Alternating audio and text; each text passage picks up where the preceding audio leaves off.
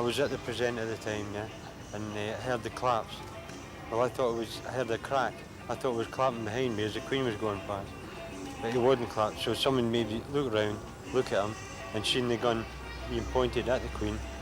So went towards him, like, and then the crowd sort of closed in on the person with the weapon, and he came towards the fence. So I grabbed him by the hair, pulled him, and we got him over the fence, and that was as far as it went.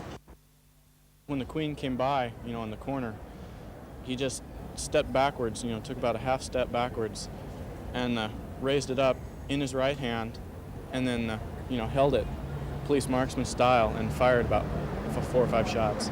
Then what happened? Then there was, like I said, about 3 of us that came in from his right and behind, and got him over the railing into the street itself. And then the constables came and took him. Had you noticed him earlier? I'd seen him before, all morning long.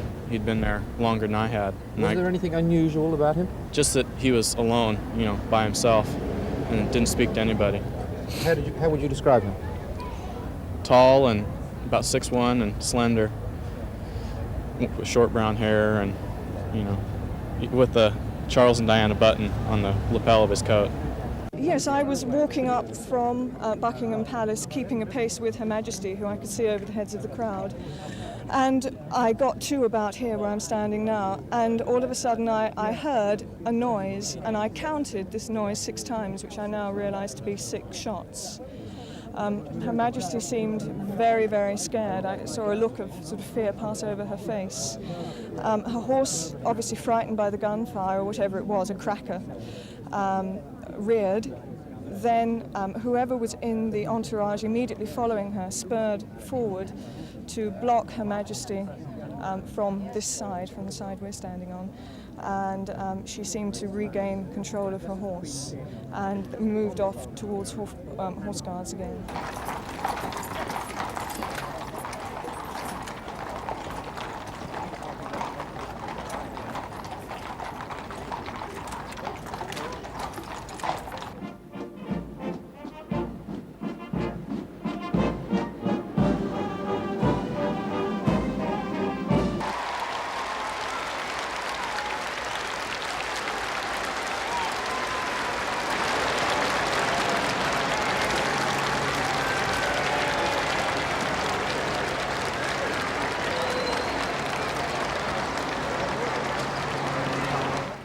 At 10 to 4, a Scotland Yard spokesman came out of Cannon Row Police Station and said that 17-year-old Marcus Simon Sargent, an unemployed youth from Folkestone in Kent, had been charged in connection with this morning's events.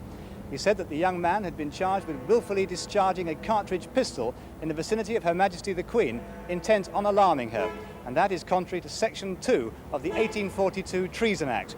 Now, it's thought that this act has only been invoked once before, and that was in the 1930s in an incident with the Duke of Windsor on Constitution Hill. Sargent has not been allowed bail and will appear at Bow Street Court on Monday. Jeremy Hands, ITN, at Cannon Row Police Station.